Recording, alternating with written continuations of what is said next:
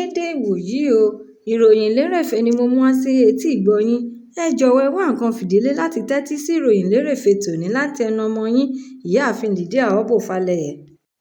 Àjọ tí ó ń rí sí ètò ìdìbò ní orílẹ̀-èdè Nàìjíríà INEC ti fọhùn síta lẹ́yìn ìdákẹ́jẹ́ wọn lórí ọ̀rọ̀ tí ó ń jà ròhìn káàkiri èyí tí ó so mọ́ Lérè Ọláyínká, agbẹnusọ fún mínísítà ìlú Àbújá, Nyesom Wike.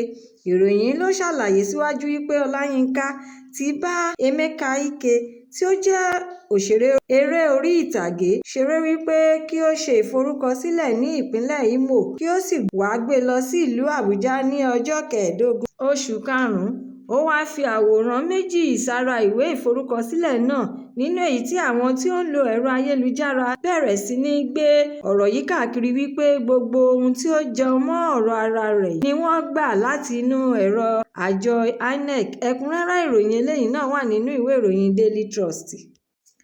Baálẹ̀ ti Yàwótà Emmanuel Aládé ló tú àṣírí síta wípé àwọn òṣìṣẹ́ ìjọba ti gbé ìrẹsì owó wá fún ìdílé àwọn akẹ́kọ̀ọ́ àti olùkọ́ tí àwọn ajínigbé adàlúrú jí gbé sá lọ ní ìjọba ìbílẹ̀ Oríire ní ìpínlẹ̀ Ọ̀yọ́, ṣùgbọ́n ẹbí àwọn ènìyàn yìí kọ̀ jálẹ̀ láti gba ẹ̀bùn náà, tí wọ́n sì ń jẹ́ kí ó di mímọ̀ fún gbogbo ènìyàn wípé ààbò àti àlàáfíà àwọn ènìyàn wọn ló jẹ àwọn lógún.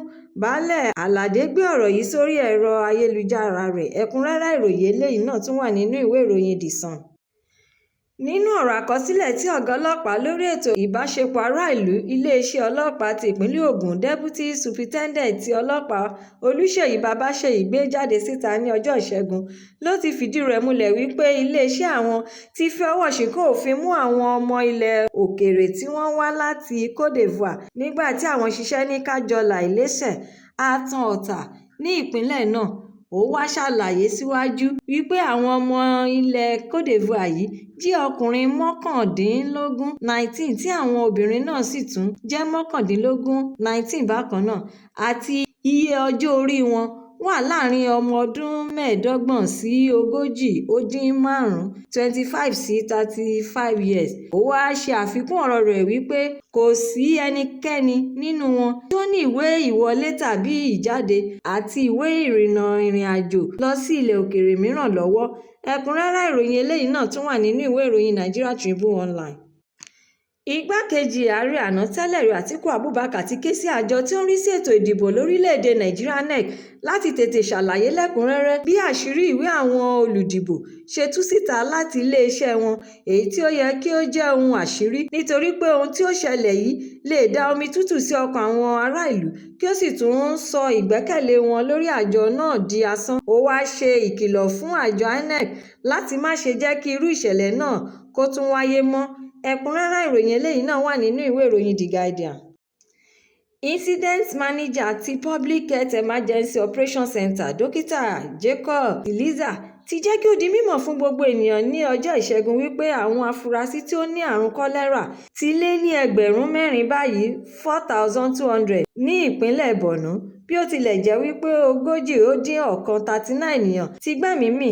Ó tún wá ṣe àfikún ọ̀rọ̀ rẹ̀ wípé 274 àwọn afurasí ènìyàn mìíràn ló tún ti lùgbàdì àrùn kọ́lẹ́rà yìí ní àárín wákàtí 24 hours ní yàrá àwọn aláìsàn 36 ward, àwọn agbègbè tí àrùn náà ti pọ̀ sí jùlọ ní ìpínlẹ̀ náà.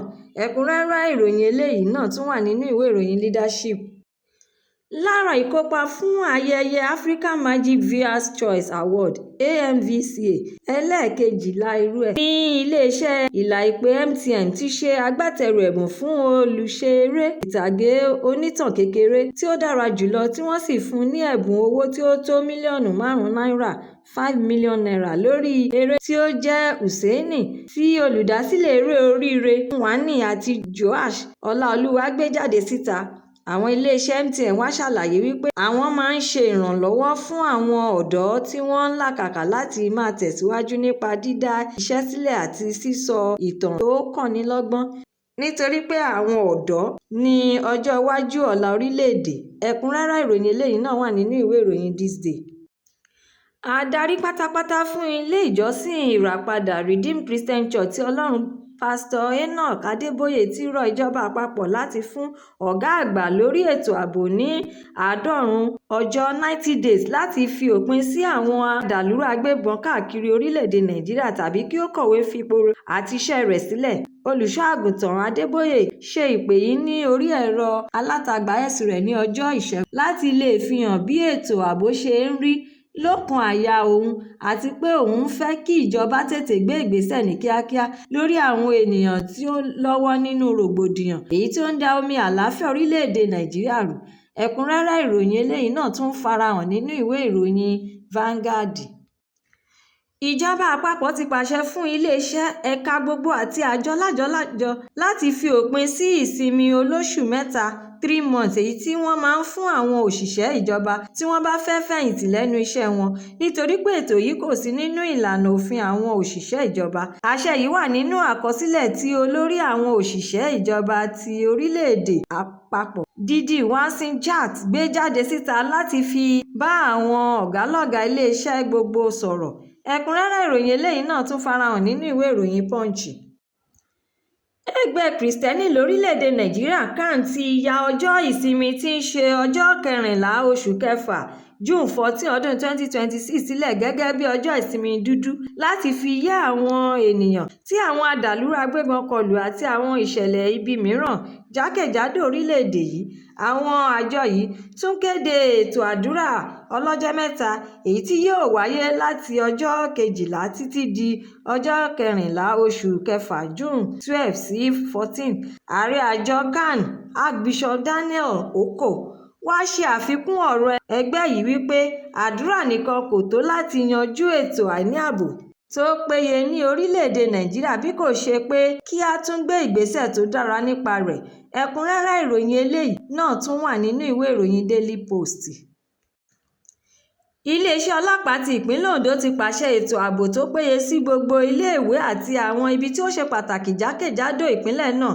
Àṣẹ yìí wáyé látàrí pípeléke tí ìwà ìjínigbé ń peléke sí nígbà gbogbo àti dídúnkòokò lájà tí ìwà ìjínigbé ń dún láti da ètò ààbò rú ní àwọn agbègbè kọ̀ọ̀kan ní ìpínlẹ̀ náà. Àwọn ọlọ́pàá wá ń fi dá àwọn olùgbé ìpínlẹ̀ náà lójú ní pàtó ìjọba ìbílẹ̀ Òdìgbò wípé kò sí àkọsílẹ̀ dídún mọ̀húrúmọ̀húrú àwọn adàlúrú agbébọn, níní ètò ààbò tó mẹ́hẹ tàbí ohunkóhun tó lè fa ìpayà, ìbẹ̀rù àti ìbòjó rárá. Ẹ̀kúnrẹ́rẹ́ ìròyìn eléyìí náà wà nínú ìwé ìròyìn The Nation. Ìròyìn eléyìí ló sọ pé ọ̀gbẹ́ni Ndibe ti wà lára àwọn orúkọ ènìyàn tí iléeṣẹ́ ọlọ́pàá State Security Service SSS ń ṣọ́ káàkiri láti ọjọ́ 29 oṣù kìíní January 29 ọdún 2013 ṣùgbọ́n tí wọ́n tún ti wá ṣe àyẹ̀wò rẹ̀ lẹ́nu lọ́lọ́ yìí. Àwọn SSS ti jáde síta báyìí láti ṣẹ́ ẹ̀sùn ọ̀rọ̀ tí wọ́n fi kàn wọ́n wípé àwọn ti fi ọwọ́ òfin gbé tàbí dá olùkọ̀wé àti ọ̀mọ̀wé Òkè Ndibe dúró sí àkóló àwọn nígbà tí ó wà ní ibùdókọ̀ òfurufú ti Muritala Muhammed International Airport (MMIA) ti Èkó. Wọ́n wá ṣe àfikún ọ̀rọ̀ wọn wípé fífi ọ̀rọ̀ jomitoro ọ̀rọ̀ tí àwọn bá ṣe kò ju bí àwọn yóò ṣe yọ orúkọ rẹ̀ kúrò lára orúkọ àwọn ènìyàn tí àwọn ń ṣọ́ káàkiri láti ọjọ́ pípẹ́ sẹ́yìn wá. Àlàyé ọ̀rọ̀ yìí wáyé lẹ́yìn ìgbà tí ọ̀gbẹ́ni Ndibe sọ jáde síta lórí ẹ̀rọ abánidọ́rẹ̀ẹ́ rẹ̀ wípé wọ́n dá òun dúró ní Ọjọ́bọ̀ ní ibùdókọ̀ òfurufú èyí tí ó fa ìpòrúurú sí ọkàn ọ̀rẹ́, akẹgbẹ́ àti àwọn alátìlẹyìn òun. Ẹ̀kúnrẹ́rẹ́ ìròyìn eléyìí náà tún wà nínú ìwé ìròyìn Premium Time.